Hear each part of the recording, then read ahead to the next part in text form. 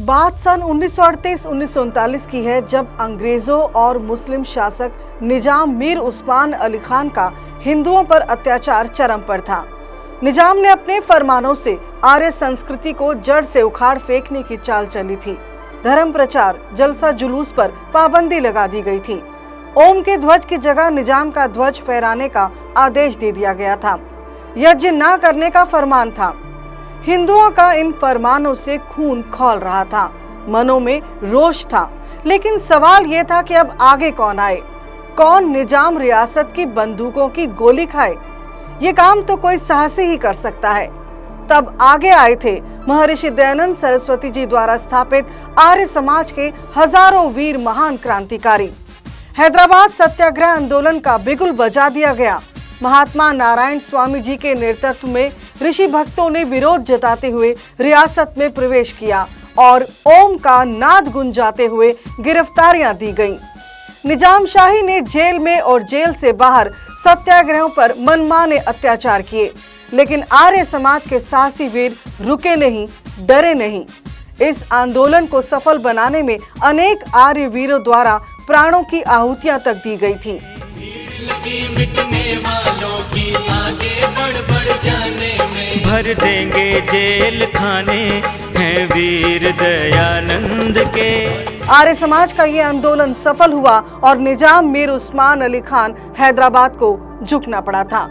इस आंदोलन में एक शूरवीर ऐसा था जिनका सहयोग अपनी लेखनी के साथ था। भारत के स्वतंत्रता संग्राम के सबसे प्रमुख माने जाते इस आंदोलन में इस वैदिक शिक्षक ने न केवल अपने व्याख्यानों से बल्कि मैदान में उतरकर अत्याचार भी सहे, लेकिन हिंदुओं के अधिकारों की रक्षा करना अपना सर्वोपरि धर्म समझा। तो आइए आज नमन करते हैं महान क्रांतिकारी, वैदिक शिक्षक, महान लेखक और उस समय के सार्वदेशिक आर्य प्रतिनिधि सभा के महामंत्री पंडित गंगा प्रसाद उपाध्याय जी को।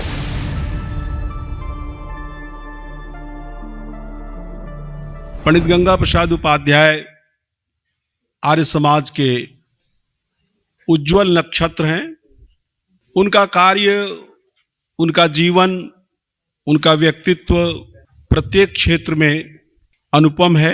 ऐसा प्रायः होता है, प्रशासक व्यक्ति लेखन का काम प्रायः कम करते हैं। संगठन का काम करना और भी कठिन होता है। लोगों के दिमाग में कोई बात पहुंचाई जाए, उसके लेखन का स्तर बहुत सरल भाषा में, सीधी नपी तुली भाषा में और थोड़े पृष्ठों का होता है। और दूसरी तरफ एक से एक गंभीर विषयों पर सैकड़ों और हजारों पृष्ठ लिखे जाते हैं। लेकिन ये सारी विशेषताएं एक व्यक्ति में आकर अनुस्यूत हो गईं और वह व्यक्ति थे पंडित गंगा प्रसाद उपाध्याय। नमस्ते जी, मैं हूं हरप्रीत कौर। हैदराबाद सत्याग्रह आंदोलन में हिंदू धर्म की रक्षा में आर्य समाज का योगदान, ये इतिहास आपने जाना। भारत के स्वतंत्रता संग्राम का जो किस्सा हमने आपको अभी बताया है, आर्य समाज के योगदान के ऐसे अनेकों किस्से हैं जो अत्याचार, बलिदान, संघर्ष और समर्पण की राहों से गुजरते हुए आजादी की मंजिल तक पहुंचे हैं। इस संग्राम को सफल बनाने में देश के महान लेखकों की बात करते हैं तो आर्य समाजी लेखक पंडित गंगा प्रसाद उपाध्याय जी का नाम अग्रणी है। पंडित जी के दर्शन और सिद्धांत के अनेकों उच्च कोटि के ग्रंथों ने देश प्रेमियों का मार्गदर्शन किया था और आज भी करते हैं। हिंदी और संस्कृत के साथ पंडित जी को उर्दू, फारसी, अरबी और अंग्रेजी भाषा का अच्छा ज्ञान था। आपके उत्कीर्ण ग्रंथों में आस्तिकवाद, अद्वैतवाद, जीवात्मा, philosophy of Dayanand, Vedic culture, the Vedic view of life, worship, reason and religion, superstition मुख्य है। मसीहुल इस्लाम, मुकद्दस दयानंद, मुकद्दस आहे बेजुबा आदि उर्दू काव्य भी उन्होंने लिखे।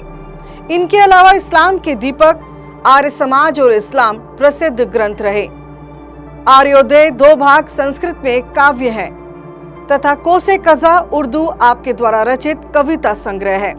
साथ ही शांकर भाष्य लोचन, सायण और दयानंद, राम मोहन राय, बुद्धा एंड दयानंद, ये उनके तुलनात्मक ग्रंथ हैं। पंडित जी ने मनुस्मृति, ऐत्रेय ब्राह्मण, शतपथ ब्राह्मण मीमांसा दर्शन के हिंदी रूपांतरण प्रस्तुत किए हैं। इनमें मनुस्मृति भूमिका और हिंदी अनुवाद सहित शुद्ध परिष्कृत संस्करण निकाला, जिससे पाठकों को मनुस्मृति में सभी श्लोकों के हिंदी में अर्थ मिले तथा मूल व प्रक्षिप्त श्लोकों का ज्ञान हुआ। पंडित जी ने ऐसे अनेकों छोटे बड़े महत्वपूर्ण ग्रंथ लिखे जिन्हें विद्वानों तथा पाठक वर्ग ने मुक्त कंठ से सराहा है। इन सब में अत्यधिक प्रसिद्ध रहा महर्षि दयानंद सरस्वती द्वारा रचित पुस्तक सत्यार्थ प्रकाश का अंग्रेजी अनुवाद। पंडित जी की द लाइट ऑफ ट्रुथ नाम से आई पुस्तक ने उन रीडर्स के लिए आसान कर दिया जो भाषा बनी बाधा के कारण महर्षि के विचार और उपदेश पढ़ नहीं पा रहे थे। महर्षि ने भारत के असीम कल्याण के लिए जन जन तक पहुंचने के लिए संस्कृत के साथ ही हिंदी बोलना आरंभ किया था।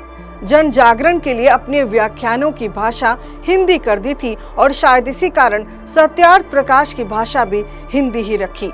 अपने आदर्श के दिखाए रास्तों पर चलते हुए पंडित गंगा प्रसाद उपाध्याय जी ने उनके विचारों को देश ही नहीं विदेशों में भी पहुंचाने की ठानी और इसका अंग्रेजी में अनुवाद कर डाला। वर्ष था 1881। उत्तर प्रदेश का जिला एटा नदरई कासगंज कस्बे में 6 सितंबर को पिता कुंज बिहारी लाल और माता गोविंदी देवी के यहाँ बालक ने जन्म लिया। नाम रखा गया गंगा। परिवार से भरपूर प्यार मिला, लेकिन होनी को कौन टाल सकता था। अल्प आयु में ही पिता का देहांत हो गया। घर के हालात कमजोर हुए, लेकिन गंगा प्रसाद के इरादे नहीं। ज्ञान में विशेष रुचि जारी रही। 1908 में स्नातक तथा 1912 में अंग्रेजी साहित्य से एमए किया। 1923 में इलाहाबाद यूनिवर्सिटी से दर्शन शास्त्र में एमए किया। फिर इसी यूनिवर्सिटी के मेरठ कॉलेज के प्रोफेसर रहे। समय गुजरता गया, लेकिन फिर एक समय ऐसा आया जब अंग्रेजों के कुशासन ने पंडित जी को झकझोर दिया। देशवासियों को गुलामी की बेड़ियों से आजाद करवाना ही पंडित जी ने अब अपना ध्येय बना लिया। 1918 में उन्होंने समाज सेवा के लिए सरकारी नौकरी तक छोड़ दी। अपनी लेखनी द्वारा स्थानीय प्रचार के साथ साथ आर्य प्रतिनिधि सभा के अधिवेशनों में भाग लेते रहे। लेखों तथा व्याख्यानों द्वारा आर्य समाज की सेवा करते रहे। आर्य समाज और हिंदू सुधार आंदोलन में अपनी रचनाओं से विशेष अलग जगाई। महर्षि दयानंद सरस्वती जी की शिक्षाओं और आर्य समाज की मान्यताओं को जन जन तक पहुंचाने वाले पंडित गंगा प्रसाद जी भारतीय राष्ट्रीय कांग्रेस के सदस्य भी रहे। 1931 में हिंदी साहित्य सम्मेलन के झांसी अधिवेशन में दर्शन परिषद के सभापति रहे। आस्तिकवाद ग्रंथ पर हिंदी साहित्य सम्मेलन में पंडित जी को मंगल प्रसाद पुरस्कार प्रदान किया गया था। 1941 से 1944 तक संयुक्त प्रांत यानी यूनाइटेड प्रोविंसेस के आर्य प्रतिनिधि सभा के अध्यक्ष रहे। फिर 1943 से 45 तक अंतर्राष्ट्रीय आर्य लीग नई दिल्ली के उपाध्यक्ष रहे। आजाद भारत में 1946 से 51 तक इसके महासचिव रहे। उनके पुत्र स्वामी सत्य प्रकाश सरस्वती भी एक उल्लेखनीय आर्य समाजी, रसायनविद एवं लेखक रहे। 1950 में अंग्रेजी में लिखी वैदिक कल्चर पर अमृत धारा पुरस्कार मिला, तो उत्तर प्रदेश द्वारा 1951 में कम्युनिज्म ग्रंथ पर पुरस्कृत हुए। 1952 में ऐत्रेय ब्राह्मण भाषा पर और 1955 में जीवन चक्र पर पुरस्कार मिले। साल था 1950। पंडित जी आर्य प्रतिनिधि सभा दक्षिण अफ्रीका की रजत जयंती में सम्मिलित होने के लिए रवाना हो गए और कई महीने उस देश में वैदिक धर्म का प्रचार किया था। फिर अगले साल 1951 में सांस्कृतिक धार्मिक यात्रा पर बर्मा, थाईलैंड और सिंगापुर गए। भारत में भी कश्मीर से लेकर सुदूरवर्ती दक्षिण तक आर्य समाज का प्रचार किया। बंगाल, बिहार, राजस्थान, महाराष्ट्र और पंजाब में अनेकों अवसरों पर सम्मेलनों के अध्यक्छ बनाए गए। उनके साहित्यिक एवं सामाजिक कार्यों के उपलक्ष्य में दीक्षा शताब्दी समारोह मथुरा में 25 दिसंबर 1959 को तत्कालीन राष्ट्रपति डॉक्टर राजेंद्र प्रसाद ने उन्हें स्मृति अंक भेंट किया था। पंडित गंगा प्रसाद उपाध्याय शास्त्रार्थ के लिए बहुत प्रसिद्ध थे।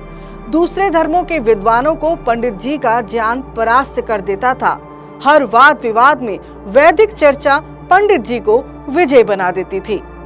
बिजनौर में मुसलमानों से तो बाराबंकी में पादरियों से किए गए शास्त्रार्थ को आज भी लोग प्रेरक पाते हैं।